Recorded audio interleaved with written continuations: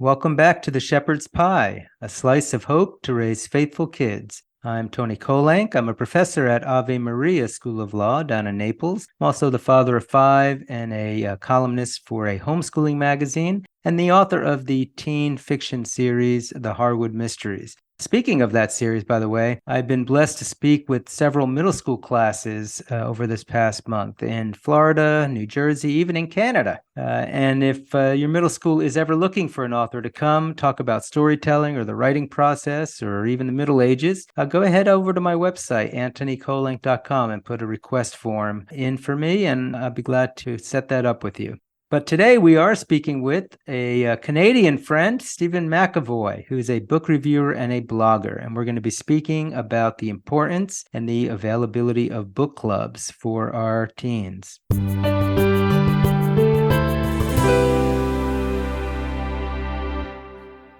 My guest today is Steven McEvoy. He is a book reviewer, a blogger. He has hundreds of books that he reviews on his blog, bookreviewsandmore.ca, which is viewed by thousands of readers every week. He also is a regular guest on various podcasts, but his day job is actually an IT specialist. He does all this other stuff as a passionate hobby. He's a husband and a father of four, and he's been on the Shepherd's Pie several times, reviewing various things in the past, and it's just a wonderful opportunity to have him back again today. Steven, welcome back to the Shepherd's Pie. Thank you. It's great to be back. So we're doing something a little different today. Usually when I talk to you, we are reviewing book after book, but you mentioned that you also are into book clubs, and I think that would be a great topic for us to hit today. But before we get to that, maybe tell our listeners a little bit more about this passionate hobby of yours and how you got into doing all of this book reviewing. It started by accident. I have a dual form of dyslexia, and I came out of grade 7 reading at a grade 3 level. And I went into grade 8 reading at a university level. And my parents had sent me to a private summer school that was 5 days a week, 8 hours a day for the whole summer break. I wasn't particularly fond of them at the time, but I do, looking back, appreciate it. And I went from reading at a grade 3 level to a university level and reading about 25 words a minute to reading over 400 words a minute over a summer break. And for me, it was this whole world that I never knew existed. Even for academically, for school, I would try and get the movie on VHS or beta and watch the movie to do my book reports for school because my reading was so poor at the time. So for me, books became really a bit of an addiction. I joke that I'm a bibliophile or a book addict. And there were times in university where I bought books instead of buying food. Like new books would all come out on Tuesdays, and there would be a couple of new books I'd want, and I'd buy the new books and a bag of rice and eat rice until the next payday. So for me, it was like this whole world that I never knew existed. When I first started reading, it was mostly fiction. As I grew and matured, it started switching in a mix of fiction and nonfiction. But right now, I try to alternate a nonfiction with a fiction for every book I read, and I average about a book a day. Wow. Just out of curiosity, how do you get so much reading done so productively, especially when it's not even like this is your full-time job? Part of it is lifestyle choices. Other than hockey playoffs, I don't typically watch much TV. I usually have a fiction book on the go that I don't need to pay as close attention to, that I use adaptive technology and use text-to-speech and listen to it if I'm mowing the lawn or shoveling the driveway or walking to the bus stop. I used to have about a 40-minute walk to the bus stop before my commute to work in the morning, and then same on the way home. So I would listen to a book while walking to the bus, and then I'd read it while I was on the bus, and then I'd read it on my breaks at work. I also try to get off my devices about an hour before I go to bed and just read. It's about the only time I read physical books. Part of it is changing habits. Like several years ago, I removed all the games from my phone and my tablet. My reading doubled that year. The year after that, I started using the text-to-speech when I was walking. At that point in time, I was actually walking to work. My reading doubled again that year. Remarkable. And do you review all of those on your website too, or you just take a selection? I do now. For the last 4 or 5 years, I've reviewed every book I've read.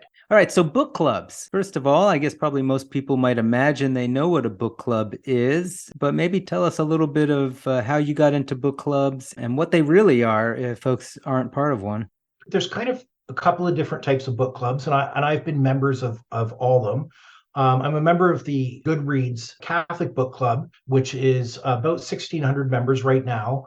anyone in the book club can nominate a book, and then a discussion on the book as we read it over the period of a month. The moderators set up a series of kind of set questions to get conversation going. Some months there are tons and tons of posts and responses. It depends on the books and who's interacting that month. Other book clubs I've done is I used to lead a men's book club group where there were 7 men that would come to my house once a week, and we would watch a video and discuss a book. On that video, we did Wild at Heart by John Eldridge and a couple other books along those kind of lines for men growing as men. And it was in person, it was live. You had the book, you had your questions. There was a workbook as well. And then the other type of book club that I belong to is Father Mark Goring's St. Mark's School of Reading, where it's a subscription through Patreon.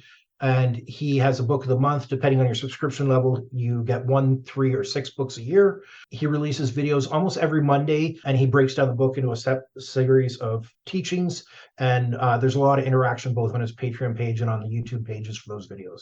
Patreon is a service to help the arts. So it's basically, if you go back to the Middle Ages, Michelangelo had a Patreon who would commission him to do sculptures or paintings or artwork. It's a modern version of that patronage of the arts.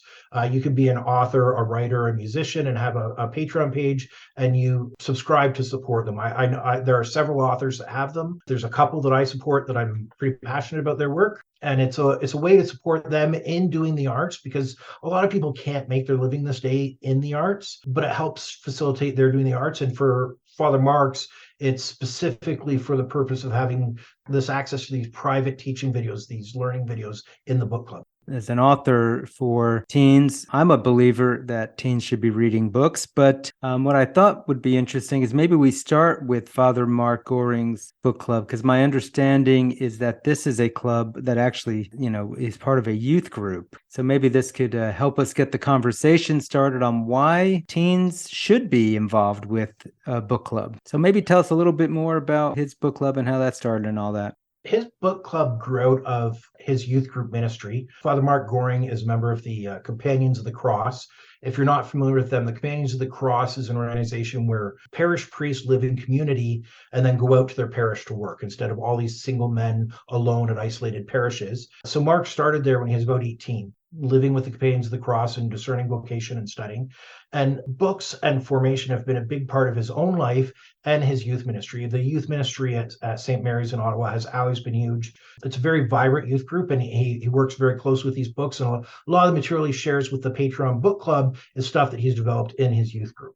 So what do these kids get out of being part of a book club? I bet if you were to poll a bunch of teenagers about things they'd want to do, a lot of them would not put book club on the list. So why a book club for teens? Well, part of the way that Father Mark does it is that it's a component of their overall meeting. So they have a weekly meeting on a Friday night. All the youth come to the church, or if they're off site, they have a worship time. They have some adoration time. They have some time with a teaching time with a specific book and handouts, sometimes handouts on sections of the book or questions like work to work on with the book. And then they have their social time. So it's built into a whole thing. So it's not just, just come to this book club. The spiritual feeding that's part of that book club really helps solidify the group and causes the group to grow and be strong, because it's not just a social event. There's more to it. So speaking more generally, what do you think are some of the benefits for teens being part of a book club? Obviously, they're reading a book, but it's not just that they're reading the book. They're doing it in a group setting. They get asked questions. What are some of the advantages that you've seen? One of the big advantages is that if you just read a book and then put it down and don't interact with the material again, you lose most of it pretty quick. Almost anyone does. If you're part of a book club and you're thinking about the book club and okay, we're discussing these chapters this week, you're reading with a little more intention and focus. Maybe you're making a few more notes. My daughter had a book report to do that she's working on right now for school. And it's a book that I read several years ago and I absolutely loved. So she asked me if I'd reread it with her when she was doing it in grade 11. So last night we had a conversation. She's like, hey, and she asked me about 8 or 9 questions about the book, different themes, topics, things that she thought about. So when you're part of a book club, you're helping the material solidify. You're growing deeper. It's kind of like the parable of the rocky ground and the good soil. If you just read a book quickly and discard it and don't think about it anymore, it's fallen on the path. If you've thought about it a little bit and maybe written a quick summary for yourself or jotted some notes, highlighted some passages, you're on the shallow ground, but it's going to grow up, but it'll wither. But if you're on the good soil, the material from that book is going to sink in and it's going to form you and shape you and help you to grow. Now, as the father of teenagers yourself, have you seen your own kids want to be part of these kinds of book clubs? My oldest absolutely loves books, but she's not a big reader. My second oldest absolutely does not like reading, but she does enjoy books when she gets to them. My youngest two still read to me every day. We have a family chore task up on the wall, and one of their tasks is to read at least 5 days a week for 20 minutes out loud to either my wife or me, but they get rewarded. So if every 13 days they read, they get a $10 gift card. We started it one summer when my kids were younger, and the oldest two were both, one was about a half grade behind and one was about a quarter grade behind reading level at the end of the school year. And when we got the first assessment at the beginning of the next school year, they were both a half grade ahead of their expected reading level because they had read throughout the summer. That's excellent. And that's a pretty generous allowance they get for that. I suppose it's almost like you're doing your own family book club. Do you tend to ask them questions about what they've read to you, to kind of something like you might find if you were in a book club? Absolutely. And particularly with the books from your own collective, the Catholic Teen Books authors, there's a lot of reading guides for almost all of those books, either available as separate books themselves or at the end of the books, like Karina Turner's and Teresa Linden's books all have questions and answers at the end. Your own books are included in that. And those resources at the end of some of those books are great. Sometimes even I'm reading a book and I will go and I'll talk to my kids or their friends that are here about the book, saying, hey, I'm reading this book and it's about this. And what do you think of this? And a lot of times that causes discussion before they even get interested. And I read a book, not by a Catholic author, Gordon Corman, recently, called Masterminds. And it's about a town where the whole town is an experiment where they've genetically modified kids and they're monitoring them from birth up. And the kids that are part of the program discover it and they escape from the town. That's the first book. So I read it and I was like, it blew my mind thinking about it. Like this whole town that's this one experiment. So I mentioned it to my kids and I talked to them about it. And like both my 15-year-old and my 11 and 12-year-old, like they love the idea of it. And they started talking to their friends about it. And my 11-year-old and a couple of her friends have read it. My 15-year-old's read it now. So those discussions definitely take place within the family.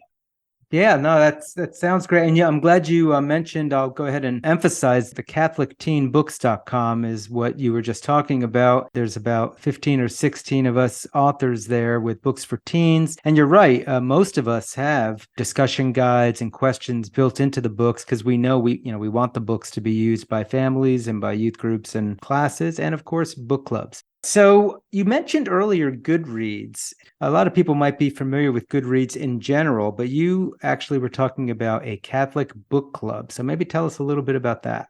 I actually have several friends that I only know online from Goodreads who encountered my reviews on Goodreads. I post them on my blog and I cross-post them on Goodreads. And I joined this Catholic book club and it's been fantastic. One of the things that's great about it is it goes from like mid-teens all the way to late 80s and 90s. There are people that are members on there. There's authors that are members. One of the facilitators is an author from Spain who writes Catholic young adult novels in Spanish and then does his own translation work into English. So the way it works in that book club is anyone can join, anyone can propose a book, and then there's voting. When the voting takes place, there's a certain subset of books that's in the list for voting, and there's a longer list of other books that are waiting to be voted upon. If books get 0 votes for a couple of months, they get taken off the list and get dropped back on the bottom of the wait list, and new ones get put in. If there's a tie, then they take the next 2 months. Last month, we actually did Karina Turner's, Catholic Teen Book Authors, Friends in High Places. So there's 3 official novels and 1 novella short story set in that universe. So we did the 3 novels over the month as a group. What is that book club like? Is it also similar with kind of discussion questions, or is there ever any live interaction where people are seeing each other face to face or audio? I have not been part of any live interactions face to face. They have had a couple over the few years I've been a member, haven't fit my schedule. The way it's set up is each month they create a new subsection on the group on Goodreads for that specific book.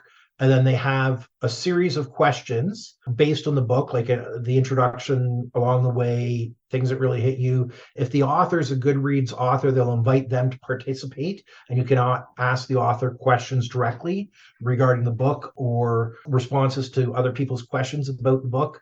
And then just as the month goes on, people read the book at their own pace and comment. Sometimes people find older books that have been a book club book months ago, years ago, and we'll add some comments to those chats. The chat will pick up and carry on again, but each month has a focus on one particular book and a series of questions, and then the interactions are all written.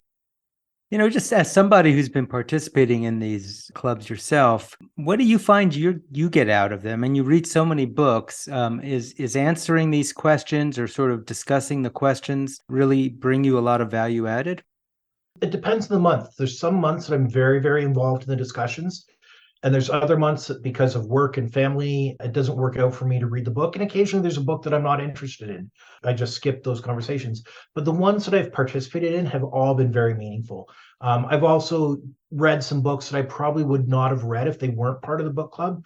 For example, next month we're doing Mexican Martyrdom, about the history of the martyrs of the Cruzeiro Wars. It's a book that's been on my list to read at some point in time, but I just keep not getting around to it. But now that it's going to be their book club book next month, it's going to get read. And it's not just Goodreads and Father Mark Goring. I know that you also mentioned that Facebook has some different book clubs on there. Can you tell us a little bit about that? Yeah, there's two.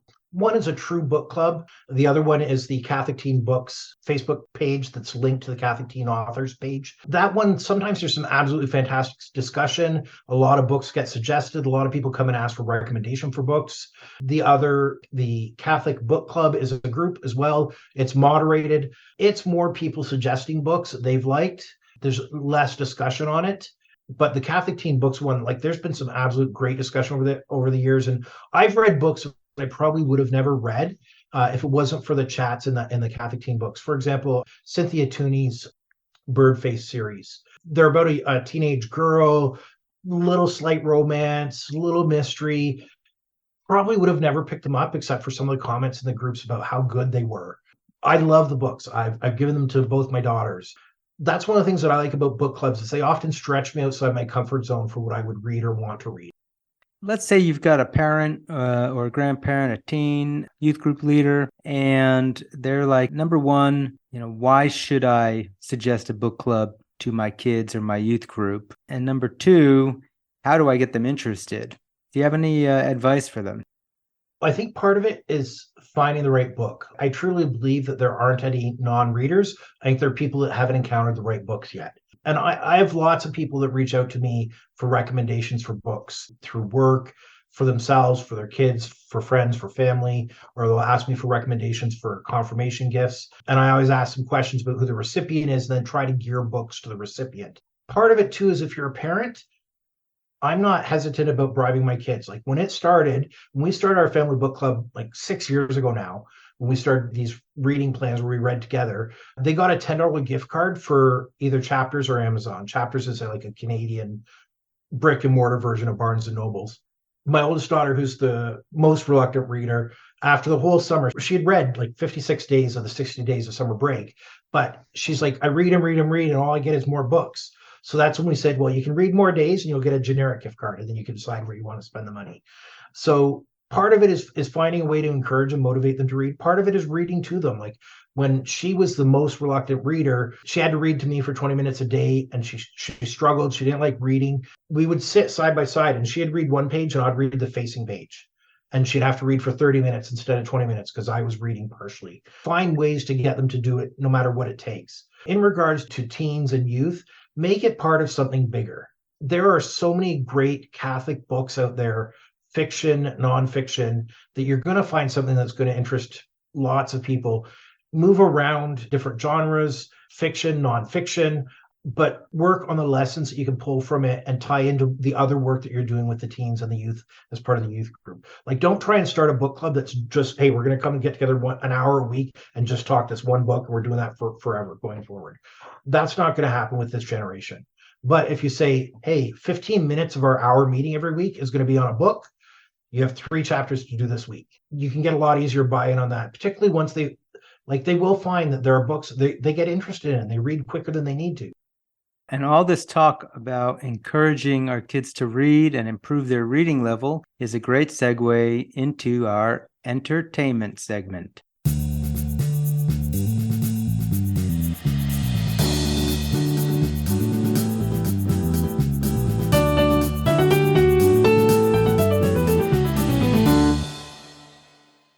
right. In my entertainment segment, I like to ask my guests if they have a book or a movie that they might recommend, especially on the topic of the day. And Steven, I understand that you actually brought us a really appropriate one for our conversation today. What is that? The book is called How to Get Better Grades and Have More Fun. It's written by Steve Douglas and Al Jensen. It was originally published by Campus Crusade for Christ as a support book for students in university. I've used it with my own daughter who's in high school. And it is an incredible book. What it does is it takes the 80-20 principle. For those of you not familiar, 80% of your profit comes from 20% of your product, or 80% of your sales comes from 20% of your sales reps, which is pretty much a universal rule in business to academics. It teaches you how to do school better.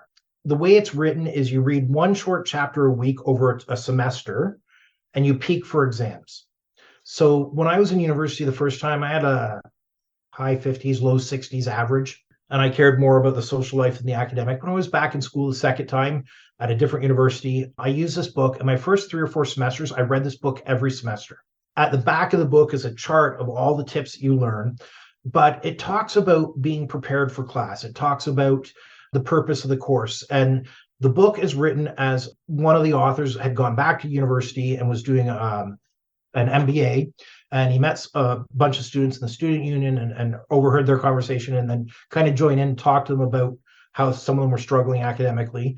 And he worked with both an engineering student and an art student throughout the semester, teaching them these lessons that he had from business to academics. And that's how the book came about. In the book, one great example is, what's the purpose of the course? Like, find out what the purpose of the course is. Now, a lot of people say, oh, I did Introduction to Church History with Arnold Snyder at Conrad Grebel College here at the University of Waterloo. First class, I said, what's your purpose for the course? He said, I'm going to tell you, 50% of your final exam, 25% of your overall mark is one question. Your Uncle Bob's sitting at the Christmas table and says, I heard you took the history of Christianity. Tell me the story in your words. Well, normally for a church history course, I would have created all kinds of charts and memorized names and dates and places. Would have been wasted effort in this course. That's not what Arnie cared about. He wanted to know that you could tell the story of Christianity in your own words.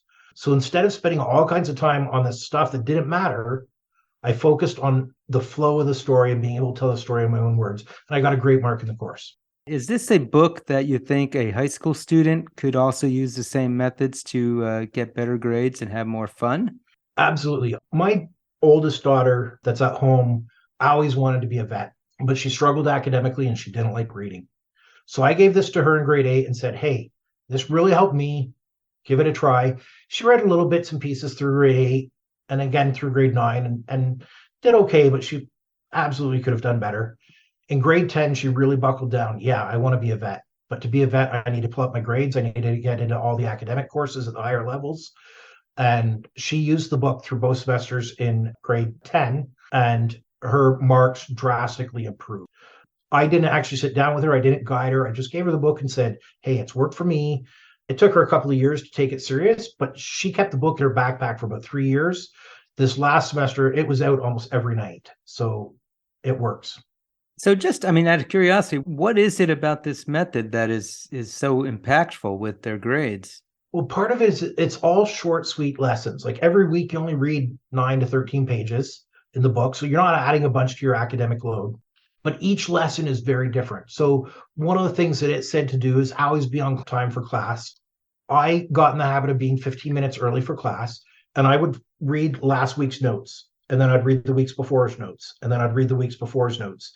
And then if I got done, I'd go back and start last week's notes again. Well, when it came time for final exams, I didn't have to sit down and cram. I've read my notes 30, 40, 50 times over the semester. It took me 15 minutes a day before class. One of his sayings is BAM. So be, anticipate, and motivate. So you're prepared for class. You've done the readings. You've read over last week's notes, so it's fresh in your head. The teacher starts talking about something. You can ask a question to tie things together, to predict where the teacher's going, and be interactive with your learning, not just sitting there crypting notes. And each one of these little lessons is one short point. And all these short points are on one page at the back of the book. And what I did when I went to university the second time is I actually photocopied that page and I had it in the front of my binder for every single course. So every day I'd just quickly skim over the notes for the tips and then apply them at that class. I got to the point that I didn't study for final exams. Like I didn't set aside, like I didn't cram. I never studied the night before exam my last 3 or 4 years in university because I knew the material and I trusted that I knew the material. Stephen, it's interesting because I've been teaching at college and law schools for almost 20 years, and a lot of the tips that you're saying are exactly the things I'm telling my students on the first day of class to try to help to get them to learn basically how to be a good student, really. So that's great. So it's called How to Get Better Grades and Have More Fun by Steve Douglas and Al Jansen. You can get it on Amazon or anywhere else. So what about, as we wrap up here, what if folks want to learn more about you or totally get into your blog and your book reviews? Where should they go? Well, they should go to bookreviewsandmore.ca, or they can look me up on Goodreads, Steven R. McEvoy. All my reviews are cross-posted there on Goodreads. I will call out, not everything I read is Christian. I actually had an incident a couple of years ago where a mother from the Catholic Teen Books Facebook group had loved a bunch of my reviews, given her son a bunch of my books. She saw my blog that I had reviewed a Jack Reacher book, and she picked it up and gave it to her son without even reading the back of the book. Not appropriate for a 14-year-old. But I do tag all of my posts on my blog that are Catholic with a Catholicism tag and the year. And I also tag all the books from the Catholic Teen Book authors. So you can hit that in the sidebar and get the whole list of all the ones from them that I've read and reviewed. I would just want to end with one note. I want to tell parents and guardians, be a reader yourself. If the kids don't see you reading, you're not going to get them to buy into it. And it's something that my wife actually brought up with me because I read mostly on my phone because of my dyslexia. I can change the font and I can change the page color and the font color. But my wife was like, it just looks like you're on the phone. So I started deliberately reading physical books in the evening when my kids were younger so they would see me reading a book. I was reading the book before, but they didn't see that. They just saw me on the phone. So part of it is if you want your kids to be a reader yourself. Read with them. Read the same books they're reading. Like over this past year, I've read about a half dozen books that my daughter in grade 11 or my son in grade 9 is reading. I've reread the Shakespeare plays that they're doing. I read Oedipus Rex again last month because my daughter was doing it. Station 11. So read the books that they're reading at school. Have discussions with them about what they have to read, and then draw them into other stuff that you want them to read. Great advice. Thank you for adding that. Well, great. Steven, this has been great having you on. I'm glad that you suggested this topic because I think there are a lot of families out there that could be checking out book clubs now for their kids as a way to encourage even better reading and absorption of what they read. So thank you again. I really appreciate having you on the show. Thank you. Well, that's all the time we have for the show today. We've been speaking with Steven McEvoy about book clubs and the importance of encouraging reading in our youth. Again, this is Antony Barone Kolenc. If you have a question for me or a topic you want me to cover, please drop me a line on my website at antonykolenc.com. Also, you can learn more about my historical fiction series there, The Harwood Mysteries. Until next time, may God bless you and your families as we work together to raise faithful kids.